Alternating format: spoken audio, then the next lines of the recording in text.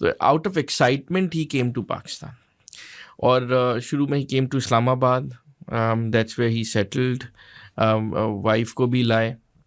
اور Daniel Pearl جو تھا وہ بیسکلی آلدو واز ناٹ آپ کی بات صحیح ہے traditional journalist, but he was an upcoming rising star. Obviously Wall Street ایسے نہیں رکھے گی.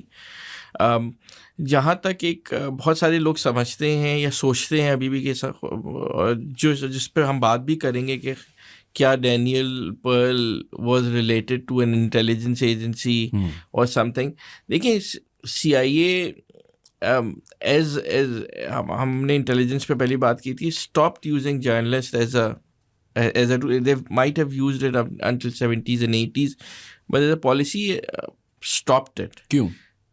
بیکاز وہ ایک اس کی وجہ سے جرنلسٹ مارے جا رہے تھے, اور یہی ہوا ان کے سلسلے میں جس پہ ہم بات کریں گے. اور مطلب بلکہ ان کے اوپر تو زیادہ موساد کا الزام لگا. اور میں آپ کو ٹیسٹمنی بتاؤں شیخ عمر کی, اس نے بعد میں کہا کہ نہیں یہ سی آئی اے کا نہیں, یہ موساد کا بندہ تھا. آپ کو لگتا ہے کہ وہ موساد کا بندہ تھا؟ اگر ہم پوری اس پہ کریں تو if Mossad works like journalist and send an obvious Jewish guy to Pakistan, تو موساد بڑی بیوقوف آرگنائزیشن ہوگی. شاید موساد کو ہائر کرنا ہوتا تو سنی کشمیری پاکستانی پنجابی کو ہائر کرتی, پروفائل جس پہ شک نہیں ہوتا. تو it was an obvious, it was not and Daniel Pearl by himself was a very liberal person. He was not a Zionist. In fact, he supported liberal movements and politically. تو پھر ایک اور رومر جو چلتا ہے, اس کے بارے میں مجھے بتائیں کہ Daniel Pearl was about to uncover something very big. G, so Daniel Pearl came to Pakistan.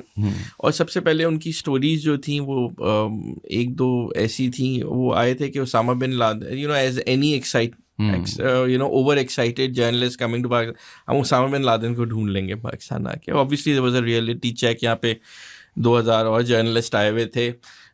اس کے بعد he did stories on Pakistan nuclear scientists giving out things, which was a controversial story. He did a story on other subjects, on war on terror اور کس طرح سے Pakistan. But the story he was after was Richard Reid story. Richard Reid آپ کے بتانے کے لیے viewers کے لیے بڑا امپورٹنٹ ہے. یہ ایک کنورٹ جمیکن باپ اور برٹش ماں کا ایک بچہ تھا جو انگلینڈ میں پڑھ کے ریڈیکلائز ہو گیا تھا, پاکستان آیا تھا. اور یہ ایک اگر آپ کسی بھی ایئرپورٹ پہ آتے ہیں تو جوتے اترتے ہیں آپ کے, وہ رچرڈ ریڈ کی وجہ سے اترتے ہیں, کیونکہ القاعدہ نے اسے ریکروٹ کر کے شو میں فرسٹ ٹائم بم لگایا تھا. اور وہ امریکن کراس اٹلانٹک پلین کو اڑانا چاہتا تھا, وہ پکڑا گیا, وہ نہیں ہو پایا. تو اس کی وجہ سے آج تک جوتے اترتے ہیں. He was radicalized by al-Qaeda in Pakistan.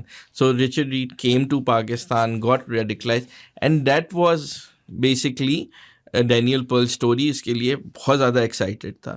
اب ہوا کیا کہ ڈینیل پرل نے رچرڈ ریڈ کی انفارمیشن تھی, لیکن جس طرح سے رچرڈ ریڈ جس سے ریڈیکلائز ہوا تھا اس کا نام تھا, آپ کے ویورز کے لیے بڑا امپورٹنٹ ہے, شیخ علی گیلانی, رائٹ, شیخ مبارک علی گیلانی کہتے تھے.